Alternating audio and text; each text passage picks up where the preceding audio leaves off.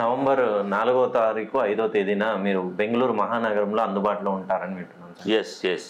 So ఇప్పుడు చాలా మంది రుణ బాధలతోటి, వ్యాపారంలో నష్టాలతోటి, ఆరోగ్యపరంగా చాలా కష్టాలలో ఉన్నారు సార్. అంటే వాళ్ళు నార్మల్గా కొంతమంది పండితుల దగ్గరికి, న్యూమరాలజిస్టుల దగ్గరికి వెళ్ళి కరెక్షన్లు తీసుకొని చేస్తున్నారు.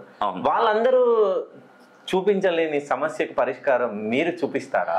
చూపిస్తాను. నేను ఇప్పుడు నవంబర్ 4వ తారీఖు 5వ తారీఖు నేను బెంగళూరులో ఉంటాను. ఓకే. నేను మొట్టమొదటిసారిగా ఆ తిరుమల తిరుపతి దేవస్థానం ఆ స్వామివారిని దర్శించుకున్న తర్వాత ఓకే మొట్టమొదటిగా వచ్చేది మళ్ళీ బెంగళూరుకే. 4వ తారీఖు 5వ తారీఖు రాసి పెట్టుకోండి. ఓకే. ఆ స్వామివారి అనుగ్రహం బెంగళూరు వాసులపై ఖచ్చితంగా ఉంటుంది. ఎందుకు చెప్తున్నానంటే నేను చాలా రాష్ట్రాలు తిరిగానండి. ఆంధ్రప్రదేశ్ తిరిగాను, నేను ముంబై, ఢిల్లీ ఇటు వెళ్ళాను, చెన్నై వెళ్ళాను, తమిళనాడు వెళ్ళాను.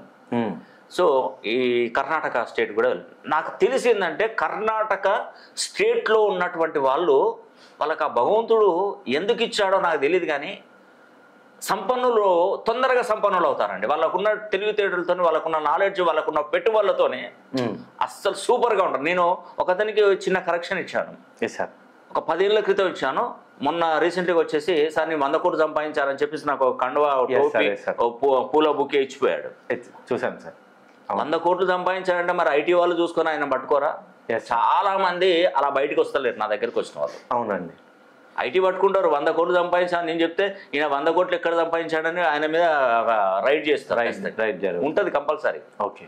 ఆయన ఎందుకు ధైర్యంగా వచ్చాడంటే వైట్గా సంపాదించిందంతా. ఓకే.